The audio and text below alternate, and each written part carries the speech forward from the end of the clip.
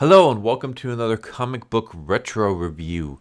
So this is going to be Werewolf by Night, the very first appearance. And unlike other comic book retro reviews, we're actually going to be doing two comics rather than one. So you might be wondering, how can Werewolf by Night have his first appearance in two separate comics? And the reason for that is because this character is a little bit different. We have Jack Russell, who is our Werewolf by Night. His very first appearance was in Marvel Spotlight number 2, which came out February 1972. However, that wasn't the very first time Marvel used the name Werewolf by Night. The very first time Marvel used the name Werewolf by Night was for a small little short story in Marvel Tales issue number 116, which came out July 1953. Neither issues have anything to do with each other, other than the fact that the name is Werewolf by Night and they both involve a werewolf of some kind. But I thought it might just be pretty interesting to show the very first time Marvel used the name Werewolf by Night, and then show the very first time Marvel used the character that we all know, Jack Russell. So first we're going to dive into Marvel Tales issue number 116. Came out July 1953.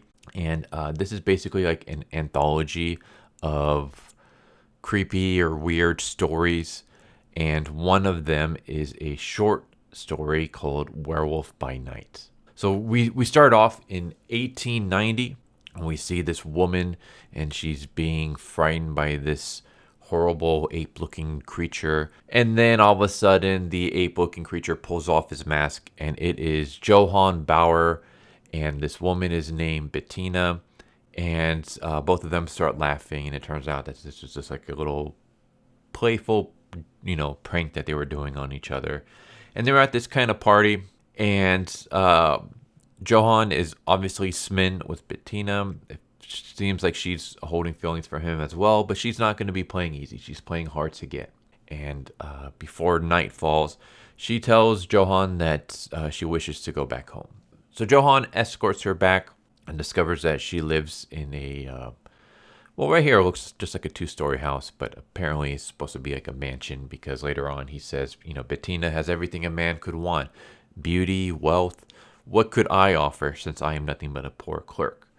So Johanna is riding back to the party when night falls, and he realizes that if he wants to be with Bettina, he needs money. There's nothing he can really offer her.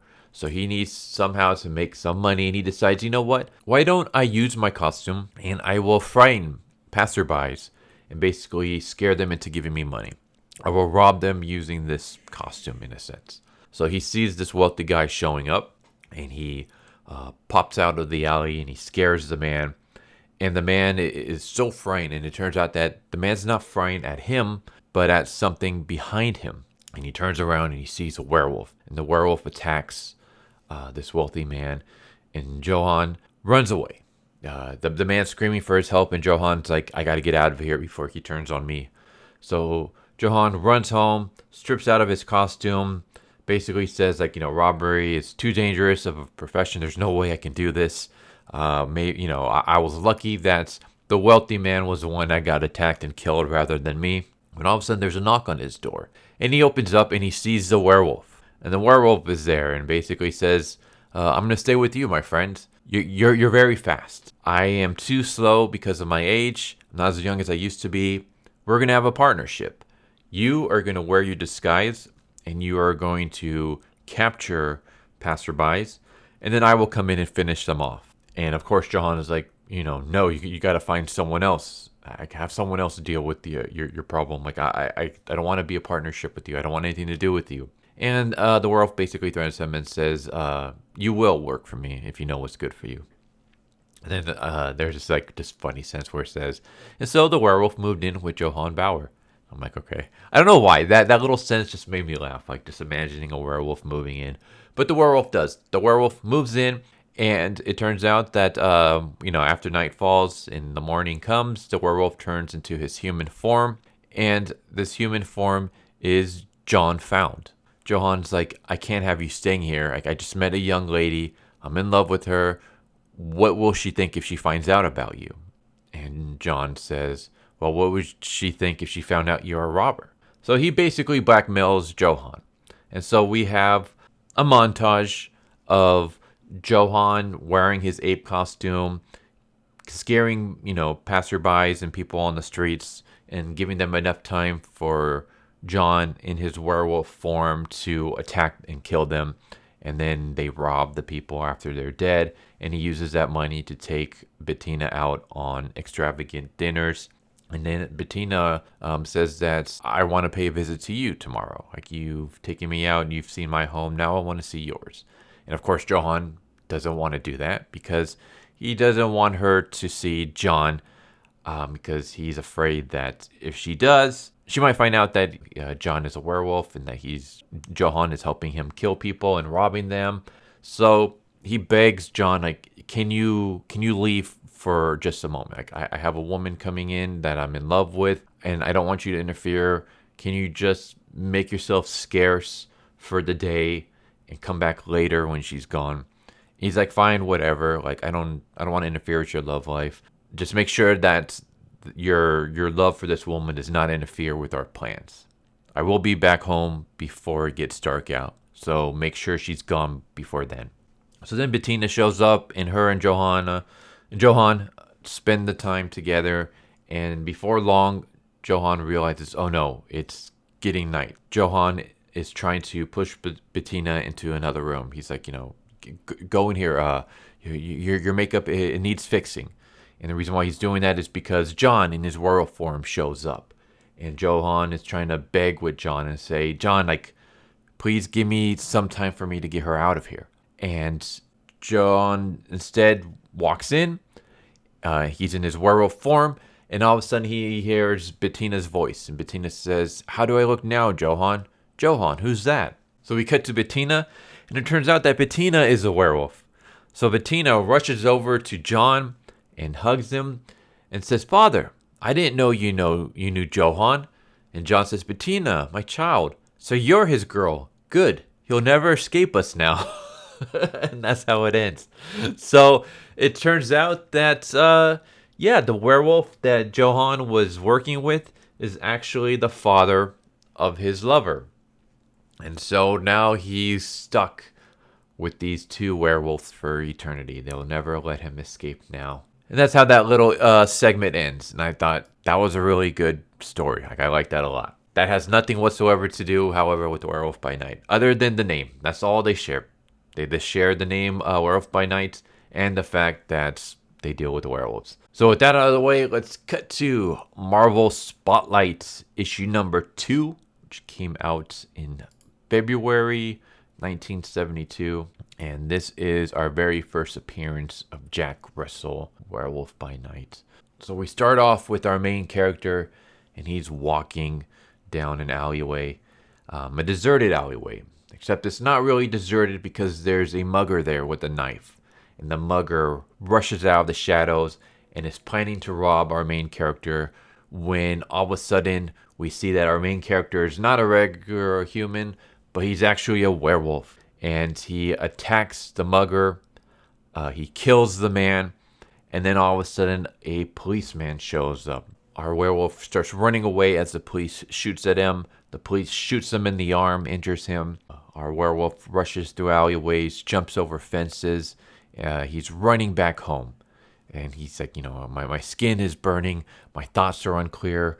Why am I here? And all of a sudden he wakes up in bed, and it's all a nightmare. And our main character is Jack Russell, and today is his 18th birthday. And he's kind of just like, was that all a nightmare? Was that all just a dream? But as he's getting dressed, he notices that there's a slash across his arm from where the policeman's bullet has grazed him. And he's like, oh, God, maybe it wasn't a dream. Maybe it really happened. Maybe I really did become a monster. Like, why is this happening to me? And that's when his mom, Louisa, shows up, and she's like, come down for breakfast. Your stepfather wants to have a big meal for with everybody, the entire family.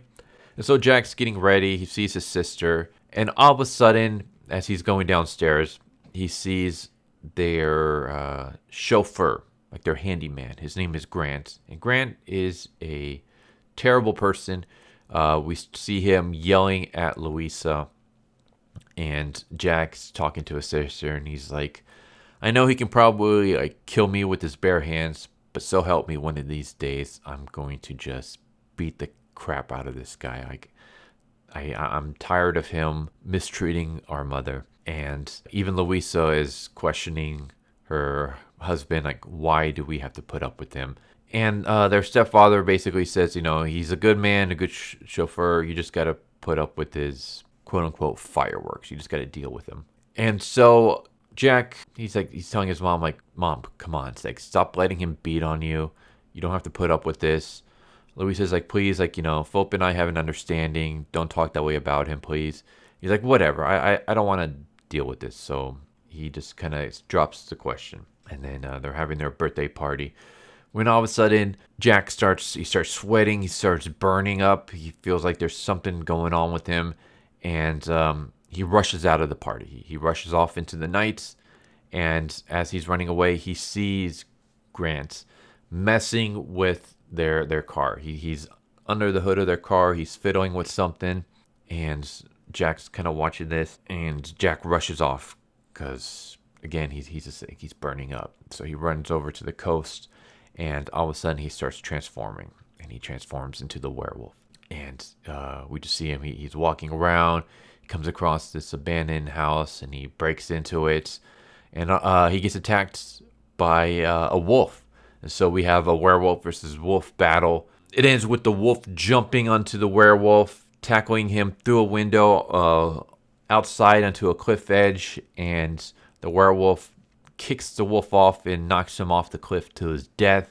Jack, he howls in victory. He starts walking when all of a sudden his head starts feeling weird. Like his thoughts are swelling and wandering. His eyes are burning with lights. And Jack collapses. And now he's back to his human form. And his stepfather, Philip, shows up and finds him and says, we got to get you inside. And as they get him inside and start helping him out, he sees that his sister, Lisa, is crying.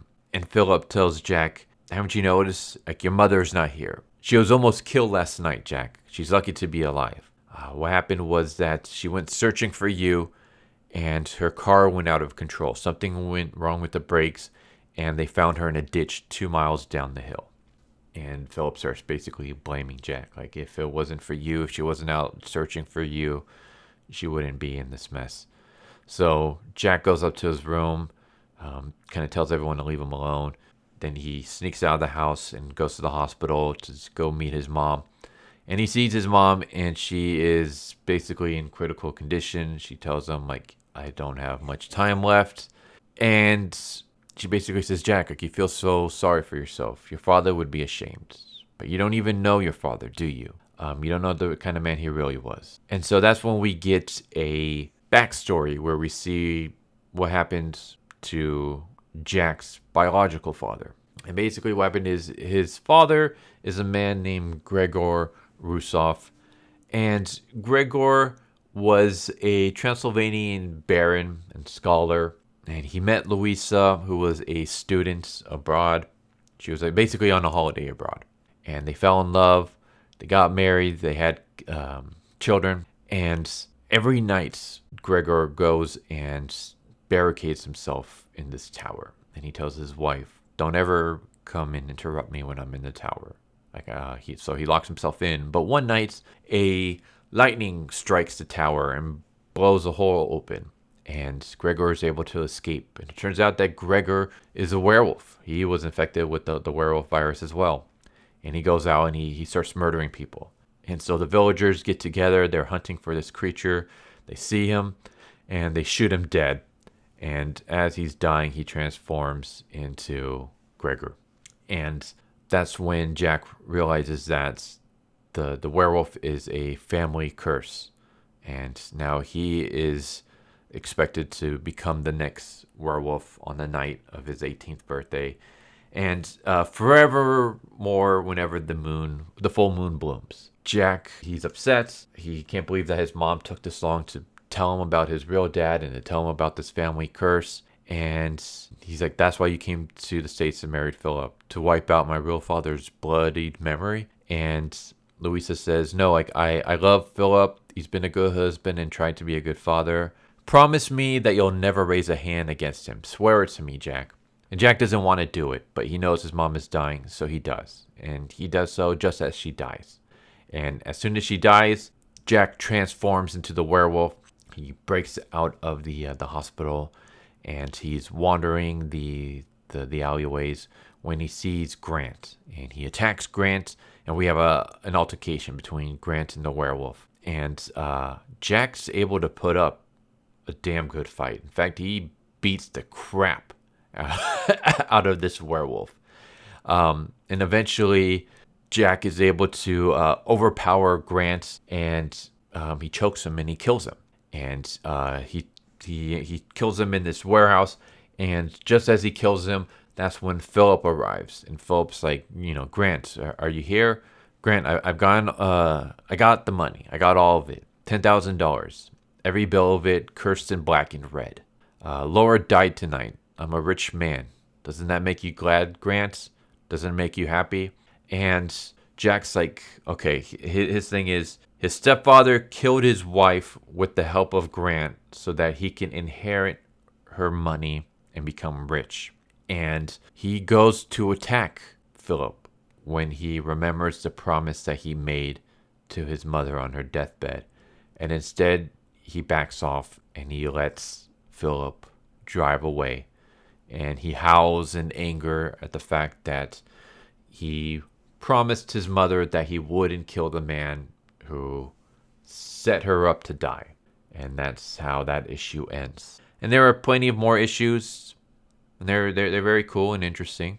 But yeah, there's the very first issue of Jack Russell's Werewolf by Night. I really enjoyed it. I read the rest of the issues in this Marvel Spotlight that because it's, I believe, issues 2 to 5 are Werewolf by Night, and then in issue 6, that's when we get the very first appearance of Johnny Blaze, Ghost Rider, and we have that for a few issues before we get our next character, which I believe was the Son of Satan is next. But yeah, I did a review for the Ghost Rider issue if you guys are interested in that. But yeah, I like this Werewolf by Night.